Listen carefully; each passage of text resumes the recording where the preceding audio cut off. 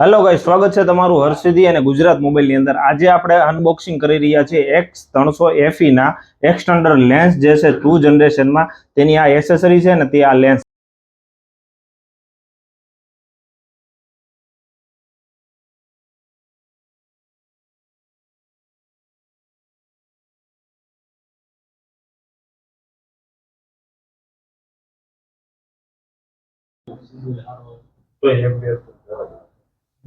આમ રાખું।